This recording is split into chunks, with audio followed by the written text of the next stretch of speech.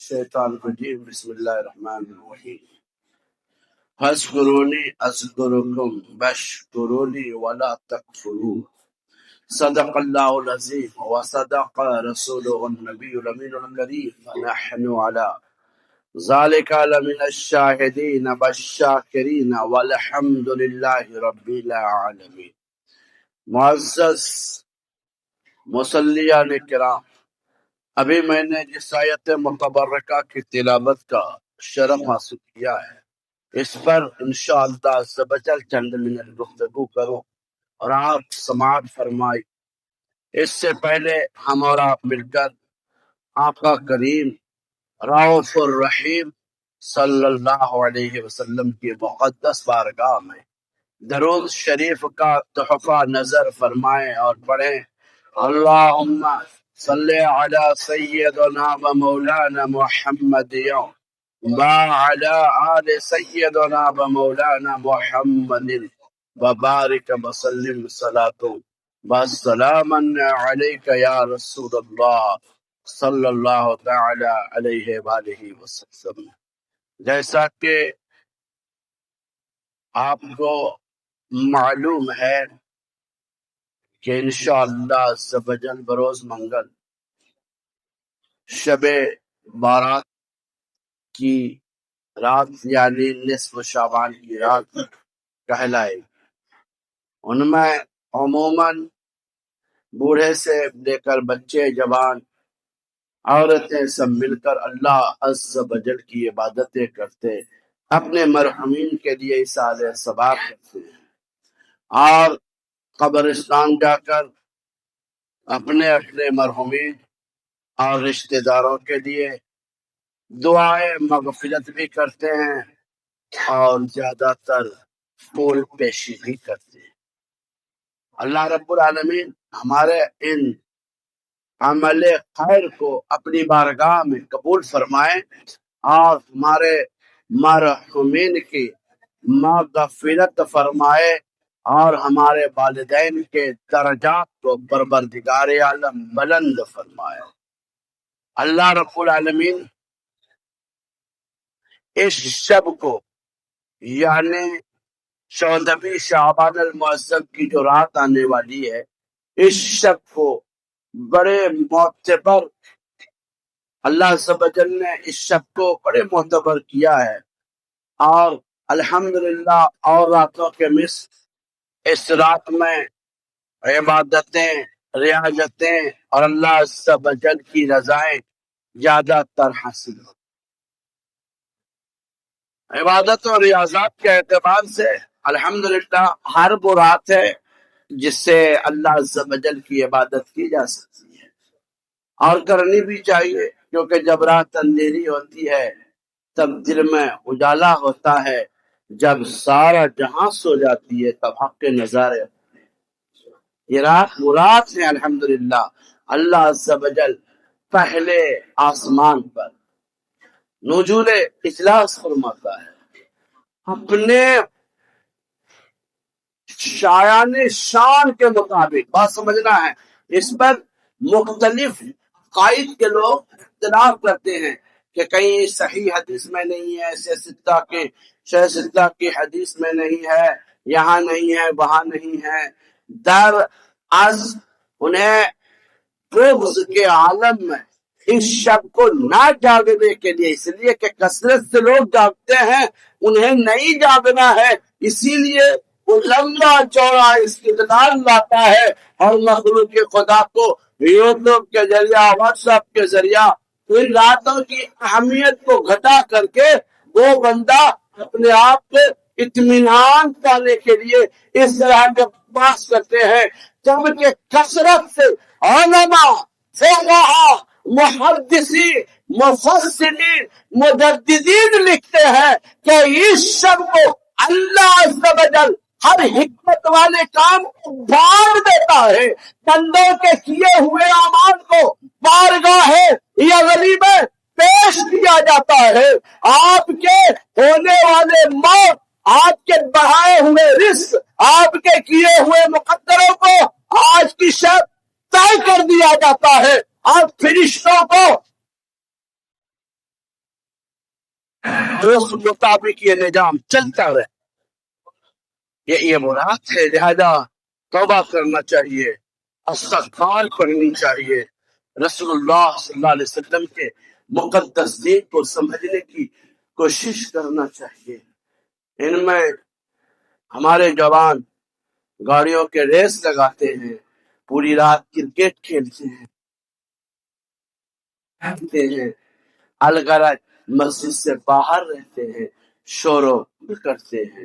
اگر کسی کو عبادت اور ریاضت نہ کرنی ہو اور اگر کسی سبب کو سو بھی رہے ہو تو تمہیں اجازت نہیں ہے کہ تم بیجا چاک کر محلوں میں چیخو پکار کرو اور ان کے نیند میں خلل پیدا کرو.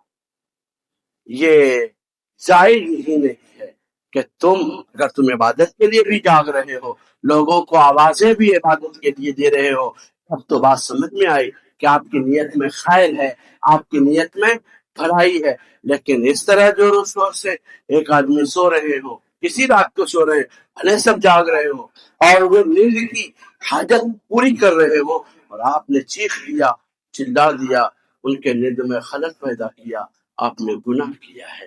لہذا اپنے پڑوسیوں کا بھی خیال رکھیں. اور پھر اس میں عموماً حلوہ کھائے جاتے ہیں.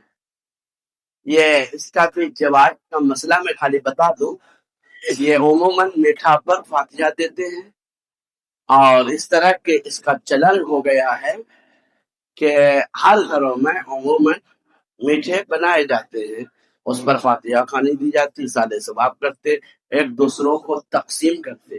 یہ محبت کا سبب بھی بنتا ہے.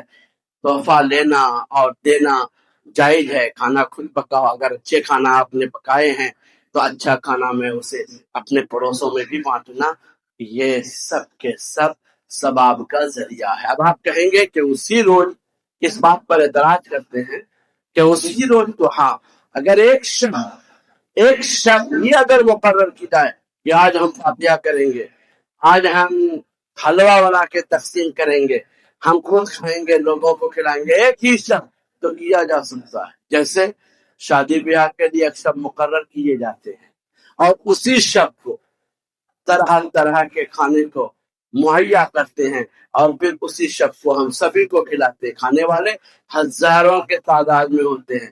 بنانے والا نے طے کیا ہے کہ آج کی رات ہم ولیمہ کریں گے، آج کی رات ہم فلاں کھانا کریں گے، ہم نبگنا کھانا کریں گے. آج کی رات ابھی تو بہت سارے ڈے نکل گیا، برتھ ڈے فلاں دے نبگنا دے. اگر اس طرح کا حلوہ کھانا شب بارات کا حرام ہو جائے گا تو ہر وہ کھانا ناجائز ہوگا جو ہر ڈے پہ بنائے جاتے ہیں. لہذا کھانے پینے کا تعلق اپنے من سے ہے. حلال کھانا کسی بھی شب کھایا جا سکتا ہے، حلال کھانا کسی بھی دن کو کھایا جا سکتا ہے. لہذا اس میں کوئی قباحت نہیں ہے، کوئی گناہ نہیں ہے. وہ جو یوٹیوبر بکتے ہیں کہ اس رات کو تخصص کر لینا، مخصوص کر لینا، تخصص کے ساتھ یہی کھانا کھانا جائز نہیں، وہ اپنے من کے اوپر ہے کہ حلال کھانا ہے، میں کس روز کھاؤں کس روز نہیں کھاؤں، ان میں ان کے مشورے کی ہمیں کوئی ضرورت نہیں.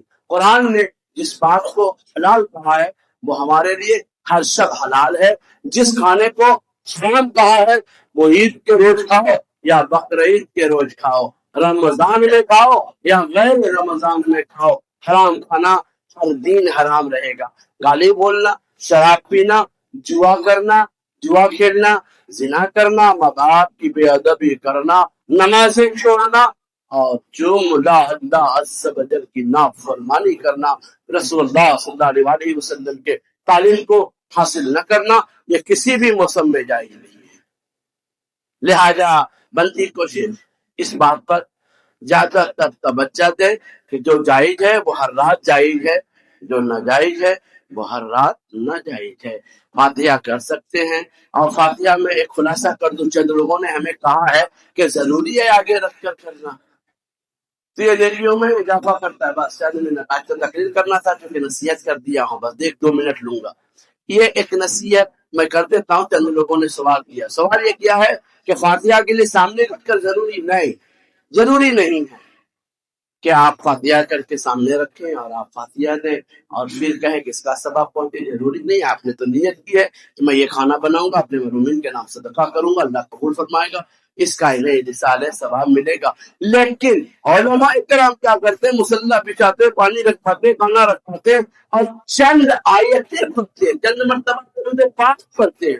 اگر کھانا سامنے ہے، جو اس صدقہ کی نیت سے رکھا ہے وہ کھانا، اور وہ کھانے کے بعد چند منٹ کی فکر کرنا ان صدقہ میں اضافہ کر رہا ہے، اور چند منٹ یہ کہنا کہ اللہ ہم نے جو پڑھا ہے قرآن پاک، درود پاک، جو صدقہ خیرات کیا ہے، سامنے شیرنی پاک کا اہتمام کیا ہے، ان کا ثواب فلاں ابن فلاں تک پہنچے، ایسا کہنا چاہیے.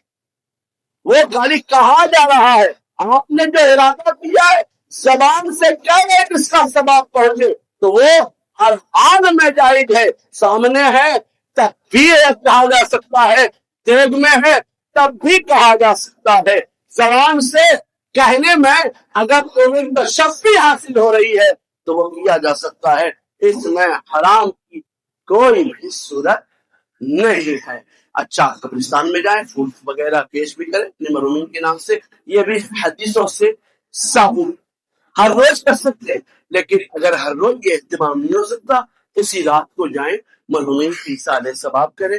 دن میں بھی جا سکتے، رات میں بھی جا سکتے. اللہ رب العالمین ہمارے مرحومین کی مغفرت فرمائے، ان کے درجات کو بلند فرمائے، اور ہم اور آپ کو دن میں روزہ رکھنے، شام کو 6 رکعت نمازیں ادا کرنے، اور رات کو قیام اللیل کرنے، پھر دوسرے دن روزہ رکھنے کو اپنی بارگاہ میں قبول اور مقبول فرمائے. وقت کی قلت کی نظر بہت سارے وجاہتیں کرنی تھی، لیکن